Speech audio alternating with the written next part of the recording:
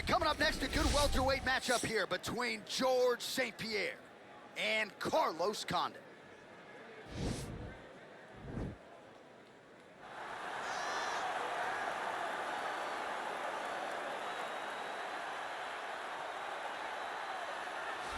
All right, here he is, the decorated kickboxer, back for more here tonight, and he's so comfortable in the striking realm. It's almost like he started kickboxing before he ever was reading or writing. Oh, it's unbelievable to see someone that's so comfortable under so much duress. I know. When you're in kickboxing range, you are in the fire.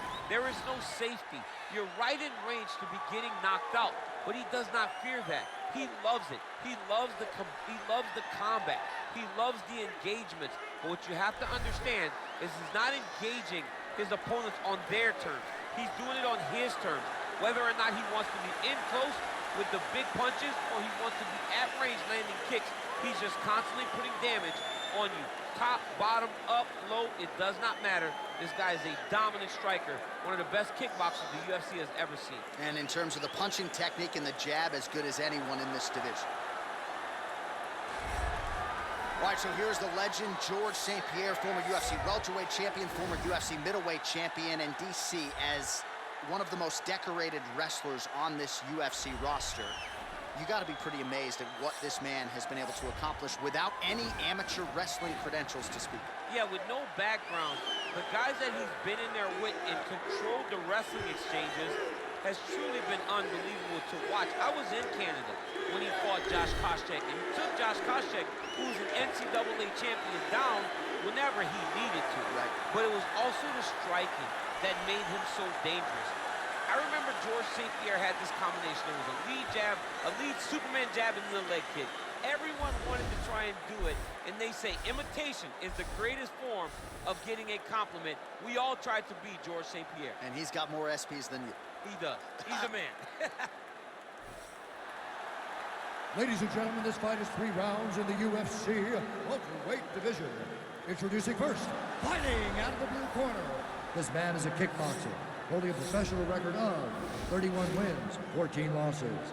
He stands 6 feet 2 inches tall, weighing in at 170 pounds. Fighting out of Albuquerque, New Mexico, ladies and gentlemen, presenting the former UFC welterweight champion, the natural-born killer, Carlos Condit! And now introducing his opponent, fighting out of the red corner, a mixed martial artist holding a professional record of 26 wins, 2 losses. He stands 5 feet 10 inches tall, weighing in at 170 pounds. Fighting out of Montreal, Quebec, Canada, Georges St-Pierre!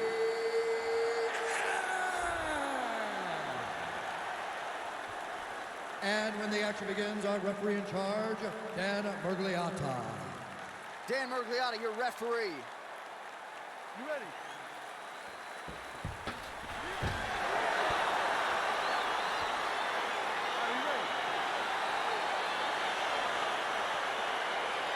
Let's get this one started here. Round 1 is underway. We've got a striker who is a force to be reckoned with. Tonight, though, he draws a guy who can do a little bit of everything. And that guy is usually the one that will have the advantage. But we know what a high-level striker is. And this guy is as high level as we've ever seen in the UFC.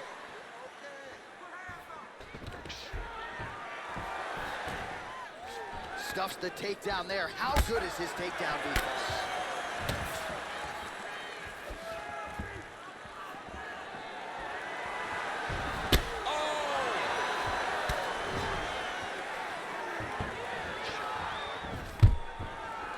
Stuffs the takedown, no problem.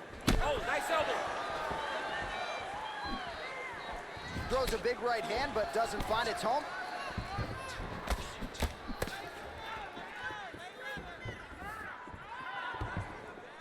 Look at how he turns his hip over when he throws that kick.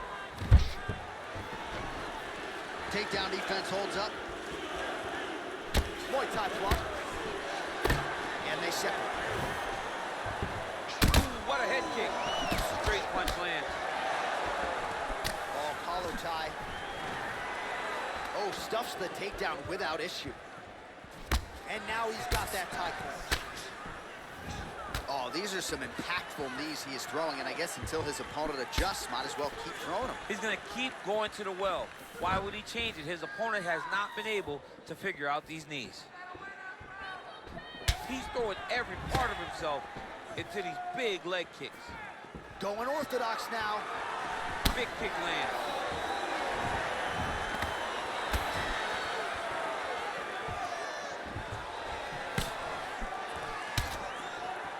Big punch lands over the top.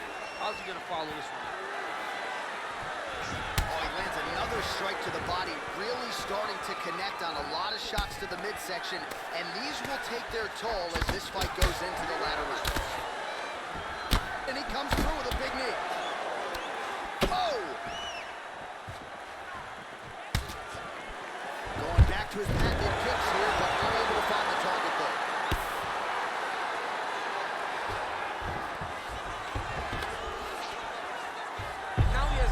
Trying to pin his opponent's back down flat onto the mat. Look from the transition to an arm triangle to try to chase the finish.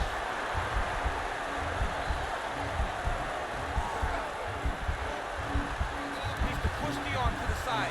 Get his head against the mat. Now watch as he goes to the finish. Watch his chest going. Oh, now he's in trouble. Wow.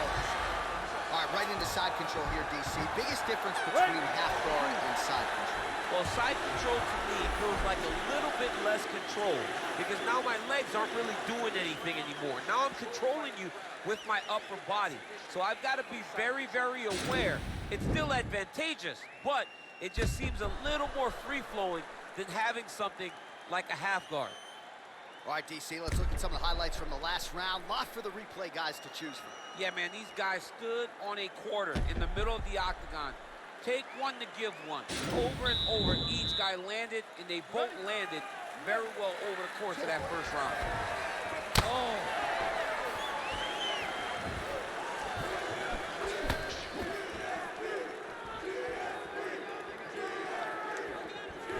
Oh! Just misses with the straight right. Well, he has landed some good shots, DC, but really unable to string anything together in terms of solid combinations. It's because he's not committing to it fully. He throws his jab. He may float a right hand out there, but he's not really sitting down on the right. The hip toss as he takes him down. Now we'll see what he can do with it. Right into side control. All right, so you got to be careful playing on the ground with this guy. You don't want to mess around for too long. Look at the torso on the right side. Major bruising, and it's only getting worse. Busy here off of his back. Nice offense from the bottom.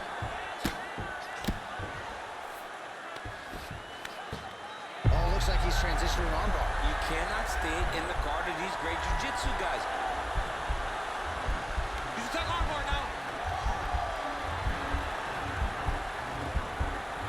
Continuing to try to manipulate the head here. And this might just be a matter of time.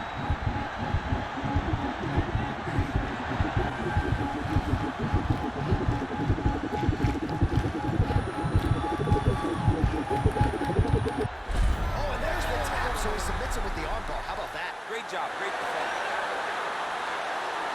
He got him! Yeah, that is some high-level Brazilian jiu-jitsu right there. Just the way he transitioned to secure the arm up against his body and ultimately force the tap. High-level stuff out of that young man here tonight. All right, so a wild round and a wild sequence there on the ground. DC, talk us through the highlights. He's such a phenomenal grappler. I don't understand how people don't know that this guy wants to submit you. He is the best grappler, best submission specialist we've seen in a long time.